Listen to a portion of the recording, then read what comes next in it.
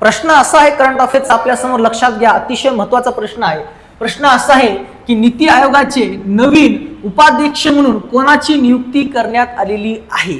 नीती आयोगाचे नवीन उपाध्यक्ष म्हणून कोणाची नियुक्ती करण्यात आली आहे? तर या प्रश्नाचं योग्य उत्तर आहे अशोक कुमार लाहिरी हे सध्या नीती आयोगाचे नवीन उपाध्यक्ष म्हणून त्यांची नियुक्ती करण्यात आलेली आहे। त्याविषयी आपण पूर्ण माहिती पाहूया। तर लक्षात घ्या, नीती आयोगाचे नवीन सीईओ म्हणून एप्रिल 2026 मधील घोषणेनुसार प्रसिद्ध अर्थतज्ञ डॉक्टर अशोक कुमार लाहिरी यांची नीती आयोगाचे नवीन उपाध्यक्ष म्हणून नियुक्ती करण्यात आलेली आहे। पदभार त्यांनी सुमन बेरी यांची जागा घेतलेली आहे। याच्या अगोदर उपाध्यक्ष होते सुमन बेरी, आता बनणार आहेत अशोक कुमार लाहिरी।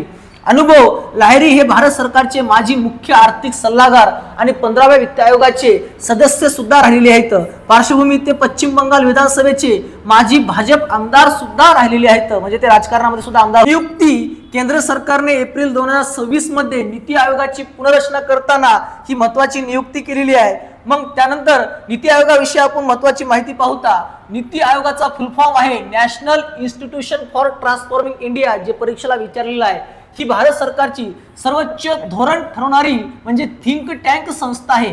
1 जानेवारी 2015 रोजी जुन्या नियोजन आयोगाच्या जागी म्हणजे जुन्या प्लॅनिंग कमिशन नियोजन आयोगाच्या जागी 1 जानेवारी 2015 रोजी पंतप्रधानांनी या नीती आयोगाची स्थापना केलेली आहे। हे सहकारी संघराज्याला चालना देऊन विकासाचा आराखडा तयार करणारा म्हणजे प्लॅनिंग करणारं हे कमिशन आहे। त्याचं पूर्ण नाव आहे national institution for transforming India. म्हणजेच नीती आयोग स्थापना कधी झाली? 1 जानेवारी 2015 ला। अध्यक्ष भारताचे पंतप्रधान म्हणजे सध्या नरेंद्र मोदी स्थापनेपासून हेच अध्यक्ष आहेत, कारण त्यांनी स्थापना केली होती। सीईओ कोण आहेत सध्या नीती आयोगाचे? ते आहेत निधी छिब्बर। त्यानंतर उद्देश सशक्त राज्य सशस्त्र राष्ट्र या संकल्पनेवर आधारित देशाचा विकास करणे आणि राज्यांच्या सहभागातून धोरणे ठरवणे म्हणजे प्लॅनिंग करणे। कार्य आर्थिक विकासात राज्यांना सामील करून घेणे, धोरणात्मक सल्ला देणे आणि नवकल्पनांना चालना देणे, कारण हे एक सल्लागार परिषद आहे, ते फक्त सल्ला द्यायचं काम करते। माहिती कशी वाटली नक्की सांगा। अशा जबरदस्त माहितीसाठी नवीन असताल तर चॅनलला फॉलो सबस्क्राईब करून ठेवा। तोपर्यंत धन्यवाद।